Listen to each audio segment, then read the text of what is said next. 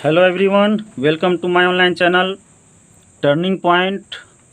और मैं विक्के राय और आज मैं आपको क्लास 10th मैथ का एक्सरसाइज 5.3 का क्वेश्चन नंबर 19 सॉल्व करने वाला हूं, जो कि काफ़ी महत्वपूर्ण क्वेश्चन है।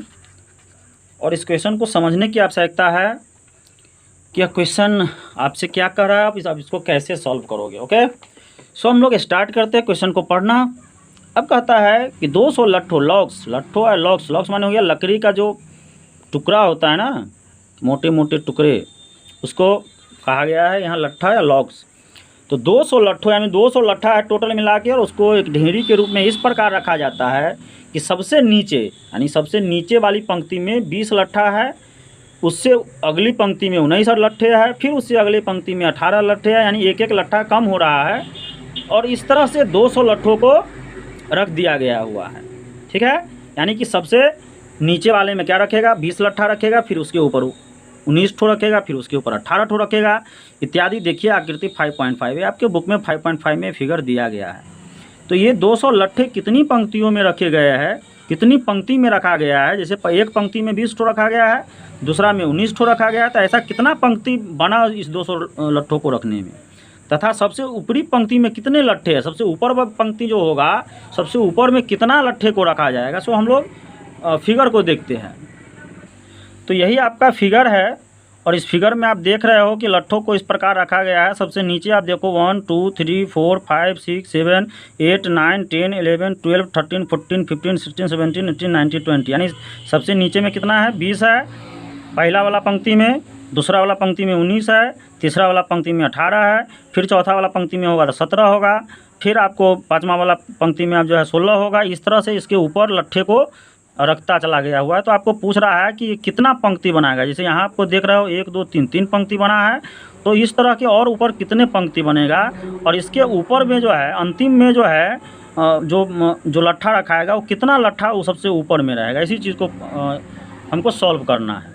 ओके, तो क्वेश्चंस आपको ये समझ में आ गई होगी कि क्वेश्चंस आपसे पूछ क्या रहा है। तो चलिए इसके हम लोग सॉल्यूशन में चलते हैं।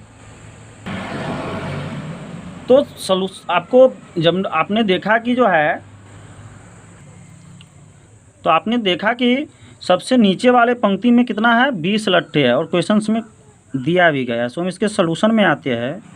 तो लट्ठा किस प्रकार व्यवस्थित होगा, यानी सबसे नीचे है 20, उसके बाद है 19, उसके बाद है आपको 18, उसके बाद होगा फिर 17, इस तरह से डैश डैश डैश करके ये रखा गया हुआ है।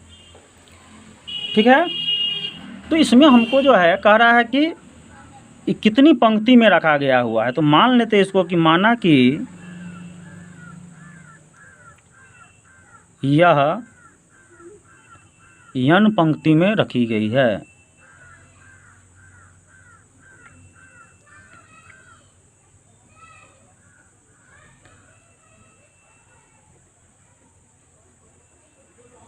ठीक है, मान लेते हैं कि यह n पंक्ति में रखी गई है। अब जब इस क्वेश्चन को आप देखोगे तो आपको ये जो है 20 19 18 17 यानी देख लो एक -1 का अंतर आ रहा है दोनों में। इट मीन्स जो है यह AP में भी है, यह AP में है, और AP में है तो इसका फर्स्ट टर्म तो होगा, तो इसलिए ये इक्वल टू कितना हो गया, फर्स्ट टर्म यहाँ 20, फिर आप D निकालोगे तो D इक्वल टू क्या हो जाएगा, 19 - 20, इट मीन्स -1 हो जाएगा आपका ये। और इसमें जो है टोटल कितना लट्ठा है, 200 लट्ठों को ही ये करना है, मतलब रखना है। तो 200 लट्ठों को जब रखा गया है, इट मीन्स AN जो है आपका वो 200 है। और n तो हमको मालूम नहीं है, यहाँ तो हमने माना कि n पंक्ति में रखा गया हुआ है। तो अब जो है SN वाली फार्मूला का प्रयोग करते हैं, और SN का फार्मूला क्या होता है, n/2 2a + n-1 और इंटू D। तो SN कितना दिया गया है पर 200, सो हम लोग यहाँ पे 200 पुट करते हैं। n तो n ही रहेगा, फिर आपको 2 × a का वैल्यू देखो यहाँ 20 है, प्लस n ही रहेगा, -1, और D का वैल्यू आपने -1 निकाला है, सो यहाँ पे -1। अब आपका ये हो गया 200 इक्वल टू n/2, फिर आपको 20 दूनी हो गया आपका 40, और ये आपका हो जाएगा n-1 को आपको मल्टीप्लाई करना है -1 से, सो आपका ये हो जाएगा -1 से n को, और माइनस को मल्टीप्लाई करेंगे तो +1, तो इधर आपका हो गया 200 और इधर आपका हो गया n/2। अब इसको ब्रैकेट को हटाते हैं, सो -n और +1, तो आपका ये कितना रहा देखो 200 इक्वल टू हो गया n/2, और ये आपका 40 और +1 41 और -n हो जाएगा। अब हम लोग जो है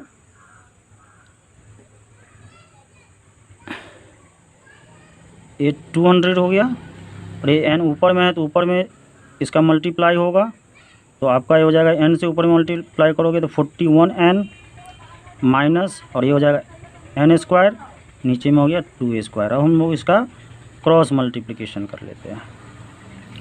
तो क्रॉस मल्टीप्लिकेशन जब आप करोगे तो इसका ये हो जाएगा 41n minus n² equal to 200 दूना 400। अब इसको हम लोग द्विघात समीकरण के रूप में n² है सो n² लिखते हैं, माइनस यहाँ पे प्लस 41n और 400 को इधर लाते हैं तो -400, इधर कुछ नहीं बचा सो 0। ओके, समझ रहे हो ना। अब यहाँ से माइनस आपको यदि रिमूव करना है तो माइनस कॉमन ले लो, माइनस कॉमन ले लोगे तो हो जाएगा n², ये प्लस है सो माइनस हो जाएगा, ये माइनस है सो प्लस हो जाएगा इक्वल टू 0। तो माइनस यदि उधर जाएगा तो 0 पे वो माइनस ट्रांसफ़र हो जाएगा, और 0 ना तो माइनस में होता है ना प्लस में होता है, इसलिए जो है ये आपका n² माइनस 40n और प्लस 400 इक्वल टू 0। अब ये द्विघात समीकरण हो गया। अब इसके गुणनखंड को आप लोगों को गुणनखंड इसका करना है ना। आप इसका गुणनखंड करोगे तो गुणनखंड करने के लिए क्या रूल है मालूम है ना आप लोगों को, कि गुणनखंड करने के लिए क्या करते हैं हम लोग, फर्स्ट इनटू लास्ट करते हैं। सो n² से 400 को करेंगे तो आपको गुना करके कितना हो जाएगा, लाना हो जाएगा 400n², और जोड़ या घटाव करके क्या लाना होगा, जोड़ या घटाव करके लाना होगा -41n। यानी अब इस -41 को मतलब कि इस -41 को आपको 2 नंबर्स में इसको तोड़ना है। किस 2 नंबर में तोड़ेंगे, ठीक है। तो 400 है तो 400 को हम लोग प्राइम फैक्टराइजेशन कर लेते हैं, यदि ऐसे समझ में नहीं आता है तो 2 से आप इसको डिवाइड करो तो 200, फिर 2 से डिवाइड करो तो 100, 2 से डिवाइड करो तो 50, 2 से डिवाइड करो तो 25 और 50 25। अब यहाँ 5 को गुना कर दो, कितना आ जाएगा, 5 को गुना करोगे तो 25, और फिर इसको गुना कर दो, 2 दूनी 4, 4 दूना 8, 8 दूना 16, यानी 25 और 16। तो 25 और 16 को आप जो है ऐड करते हो तो 41 आ जाता है, और इस दोनों का गुना तो 400 ये भी करेगा, यानी एक हो गया 25 और एक हो गया 16। और लाना है आपको -41, सो दोनों यदि माइनस में होगा तभी आपको आ जाएगा -41 होगा। सो हम लोग 41 को क्या करेंगे, वो 2 नंबर किस में इसको डिवाइड करेंगे, एक आपका हो जाएगा -60n और एक हो जाएगा आपको -25n, और लास्ट में प्लस है 400 इक्वल टू 0, ठीक है। अब क्या करते हैं, उसके बाद हम दो का ग्रुपिंग करते हैं, तो n² माइनस 60n को एक साथ, फिर आप लोग 25n माइनस लिए होती है, 400 माइनस हो जाएगा इक्वल टू 0। अब फिर जो है इस दोनों में हम क्या कॉमन ले सकते हैं बाबू, इस दोनों को कॉमन में हम क्या ले सकते हैं, तो हम कॉमन में n ले सकते हैं। n कॉमन लोगे तो क्या हो जाएगा n-16, और इस दोनों में क्या कॉमन लेंगे 25, सो ये भी हो जाएगा आपको n-16 इक्वल टू 0। अब क्या कॉमन लेंगे, n-16 कॉमन लेंगे, तो यहाँ आपका हो जाएगा n-25 हो जाएगा इक्वल टू 0। तो यदि n-16 इक्वल टू 0 लेते हैं तो n इक्वल टू 16 आता है, ठीक है। और अगर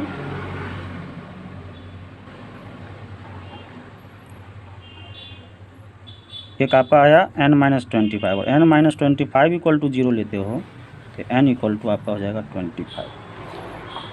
अब यहाँ जो है n का जो है 2 वैल्यू आ रहा है, ठीक है। तो n का 2 वैल्यू आ रहा है। अब इस 2 वैल्यू को हम लोग मतलब इस दोनों वैल्यू में से कौन सा वैल्यू जो है आपका सही वैल्यू होगा उस चीज़ को समझना है। तो n बराबर हम लोग 16 लेकर देखते हैं, n बराबर 16 लेने पर, ठीक है। तो n बराबर जब 16 लोगे तो ये अंतिम वाला जो टर्म में जो लग रखना है लॉग का, हो क्या हो जाएगा a16, और a16 को लिए क्या होता है a प्लस 15d। तो a का वैल्यू आपने ऊपर पहले निकाल चुका है 20, और 15, और d का वैल्यू भी आपने माइनस रख डाला है। तो आपका कितना हो गया ये 20, और ये प्लस और माइनस का गुना हो जाएगा माइनस, तो आपका ये +5 आया। यानी कि ये कह रहा है कि ऊपर वाला में 5 लट्ठा रहेगा, ठीक है, जब हमने n 16 लिया, और एक n कितना आया 25 लिया। तो अब हम लोग n बराबर n इक्वल टू 25 लेने पर, तो n 25 लेंगे तो आपका क्या हो जाएगा a25, और a25 इक्वल टू क्या होगा a प्लस 24d। तो a का वैल्यू तो 20 है, प्लस 24, और गुने d का वैल्यू है -1। सो इसको मल्टीप्लाई करोगे तो 20 और माइनस ये हो जाएगा 24, और 20 और माइनस 24 होके -4 आएगा।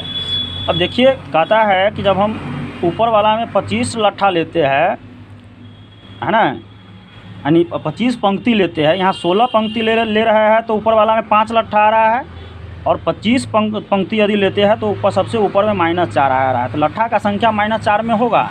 नहीं होगा, यह संभव नहीं है। माइनस में तो नहीं ना जा सकता है लट्ठा कहीं माइनस में जाएगा? नहीं जा सकता है लट्ठा। सो ये चीज़ 5 उसके ऊपर हो सकता है, -4 तो हो नहीं सकता है, 5 इसके ऊपर हो सकता है। इसलिए ये कब 16 जो लिए, 16 लेने पे ऐसा हुआ, और 25 लेने पे ऐसा हुआ। सो आपकी 25 वाला जो वैल्यू है वो आपका अमान्य हो जाएगा। तो इसको क्या लिखेंगे हम लोग यहाँ पे कि ये आपका अमान्य हो जाएगा। यहाँ लिखेंगे अमान्य, क्यों? क्योंकि यह संभव नहीं है।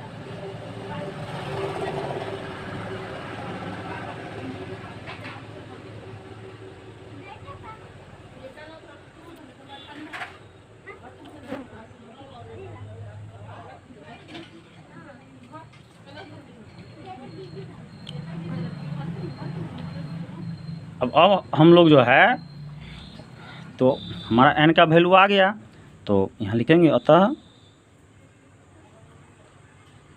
पंक्तियों की संख्या जिसमें लट्ठे रखे जा सकते हैं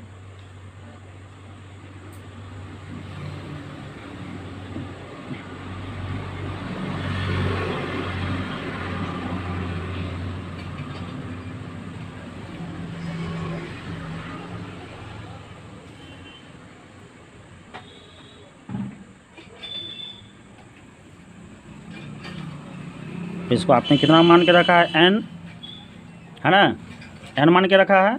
और n का जो वैल्यू है आपका वो कितना आया? आपका n का वैल्यू देखो यहाँ नीचे एक 16 आया है और एक 25 आया। तो 25 वाला तो अमान्य है, तो जो मान्य है वही होगा n इक्वल टू 16, यानी ये 16 आपका एक आपका आंसर ये 16 हो गया। फिर आपका कह रहा है कि ऊपरी पंक्ति में कितने लट्ठे होंगे? तो सबसे ऊपरी पंक्ति में लट्ठों की संख्या, तो सबसे ऊपरी पंक्ति में लट्ठों की संख्या, तो सबसे ऊपरी पंक्ति में लट्ठों की सबसे ऊपरी पंक्ति जो है कितना पंक्ति है? 16 पंक्ति है, और सबसे ऊपरी जो पंक्ति होगा वो कितना होगा? आपको 16वां पंक्ति होगा, यानी कि ये हो गया आपका A16 हो जाएगा। 16वां हो गया, और A16 को हम लोग क्या लिखते हैं? A plus 15D। तो A का वैल्यू आपका कितना है? 20 प्लस आपका 15, और इंटू D का वैल्यू हो गया -1। सो आपका ये हो गया 20 और -15 इक्वल टू 20 में से 15 गया, सो 5 आपका ये आंसर, ठीक है। तो यही हो गया कि कुल पंक्ति आपका 16 होगा, और 16 पंक्ति में लगेगा मतलब 200 लट्ठे, और सबसे ऊपर वाला पंक्ति में आपका 5 लट्ठा होगा। यही आपका आंसर होगा। ओके, तो उम्मीद है कि आप वीडियो को अच्छी तरह से समझ गए होंगे।